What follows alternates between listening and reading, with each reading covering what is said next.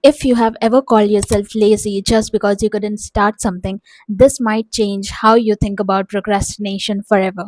Hi, I'm Anindita. Welcome back to my channel. I'm a writer, creator, and I study creative psychology and mindset to help silent thinkers like me to step out of the dark, break procrastination, and start creating in public. So you have deadline in 10 days. You are thinking about it every day. You are feeling guilty about it every day, but you are not starting it. And suddenly, in the last night when the deadline is, you are panicking. Suddenly, you are that productivity machine that is going to do every work possible in those last 8 to 9 hours because the next day you have the deadline. If this sounds something that you do every time you have a deadline, then you are not lazy, my friend. You are procrastinating. You're experiencing something writer Tim Urban explained brilliantly in his famous article, Why Procrastinators Procrastinate. In this article, he describes procrastination as a battle between three characters inside your head: a rational decision maker, an instant gratification monkey, and a panic monster. And once you understand these characters, procrastination starts making a lot more sense. So, in this video, I'll explain the core ideas that the article mentioned and I'll tell you one by one. Number one is procrastination is not laziness. So, real procrastinators do not choose to delay work, they just can't start. They try to do something, but they are unable to do it. And that's something that tells you about how real procrastinators suffer. They themselves think that it's me that is not able to start something, maybe because something is wrong with me, because I am lazy, because I really am not serious about my life. And these are the questions that honestly we all question ourselves whenever we are not working or whenever we are not getting there where we want to be. And trust me, it's not because you are just lazy or someone will tell it stop procrastinating and you'll just do it. It doesn't happen like that. It happens because there is a system and that's missing from your life. You need to find that system. You need to find the ways that works only for you, and understanding that it is not laziness or it's something that you are doing it willingly will be really important, because then it removes the unnecessary guilt that comes with every time you are not working or you are procrastinating. So remember that it's not laziness. Second, the battle between logic and instant pleasure. Inside every procrastinator's head, there's this constant battle between long term goals and short term pleasures. For example, if you see as a procrastinator, you would always find yourself planning something. You would love diaries and you would plan one by one thing, and that's the short term pleasure for you. For example, I plan my next day and I write hour by hour what I have to do the next day, and I feel good about it, like I achieved something. And that's the very short term pleasure that I got instantly, because I did something. And with that planning, I am attaching myself to my long term goal, that to have that luxurious life, to have that great motivating life that I am planning through that one next day planning.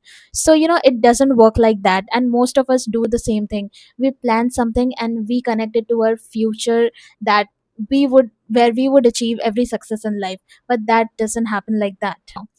So he explains in the article that the instant gratification monkey is someone that stays with right beside you, who is a procrastinator. And for the non procrastinator, the instant gratification monkey doesn't exist. And for us procrastinators, the instant gratification monkey is someone who's like encouraging us to do the short term pleasure things, like watching YouTube, or just randomly scrolling Amazon products, or randomly doing playing a game, or doing anything that would take us away from what we have to actually work for. And this is the reason procrastination keeps happening, because the instant or short term pleasures keeps winning over long term work, or actual implementation of work. Third, fear often becoming the motivator. In this article, Tim explains that there's one time that instant gratification monkey fails, and that monkey gets scared because of the panic monster. Now, the panic monster is the character that comes right with you when you are just few hours away from the deadline.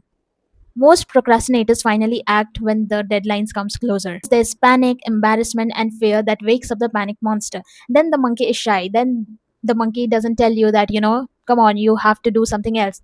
Then your fear wakes up, and that panic monster makes you work through the night. And that's why, even if you have consistently procrastinated for the last 10 days, but in those last 8 to 10 hours you complete the task, because you are in the flow zone that you were never in those last 10 days, and you're just there out of fear of failure. But if you ask the procrastinators that whether what they did in the last 8 to 10 hours usually come out to be their best work, no, it's never the best work. It's always the just to get passed by, or just okay, I finally did it.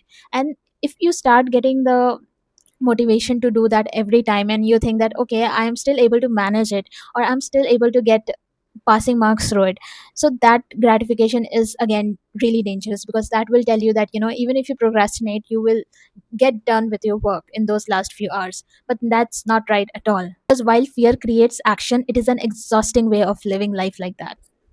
Fourth, dark playground. Tim also explains this dark gray area that is called the dark playground, where you're constantly thinking that you have to start working, or you have to start managing your time, or you have to do something about it. But while you're thinking that, you're still wasting your time doing things like scrolling reels or working on other things, and you're just wasting your time. This creates a strange state that where you are neither working or you are in a relaxed state. Because just think about it, you're watching something random, a Hollywood interview with someone 10 years ago, and that doesn't or isn't relevant today, and still you are watching that and feeling scared about what you're going to do tomorrow, because you're not working right now, so you're constantly panicking that what's going to happen tomorrow, or should I keep watching this, but it is kind of giving me the pleasure of not working towards it or not panicking about it, so I will keep watching it. So that entire weird state is why that dark playground is actually explained by Tim.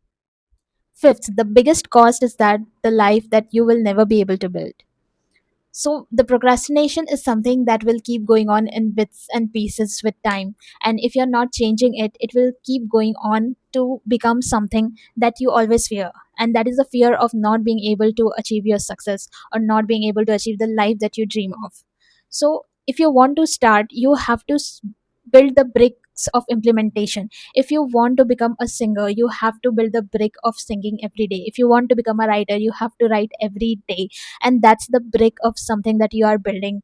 But when you procrastinate every day brick by brick, then you're not going something, and that's the cost you have to pay for. That is just written. Even if you are just thinking maybe if I'll become something, or maybe I'll go somewhere, or maybe I'll get accepted into that university, you are still dreaming it, you're doing nothing towards it. So if you don't start putting those brick together one by one, nothing's going to happen. And that's something that every book, every podcast, every articles has said. For example, I'll tell you, there's one book, Do It Today by Darius Forex, and I think there's one very simple exercise that's been mentioned, and all you need to do is record your hours every day. For example, if you are starting your day at 8 a.m., then record everything from 8 to before you sleep, every hour. Like, even if you're scrolling and you see that, okay, I started scrolling at 10 a.m. and now it's 11:30. So you have to write 10 to 11:30, I was scrolling on YouTube, without feeling the sense of, the shame that I was scrolling and I was not doing work.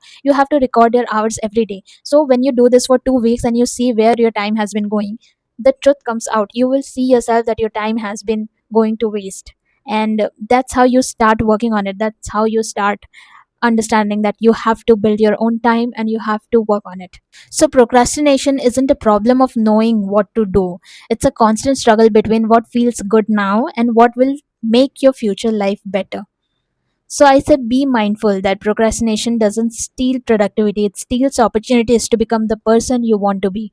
Once you know that, everything will come around and you will be more mindful and less procrastinator, and you will work towards your goals more with more clarity.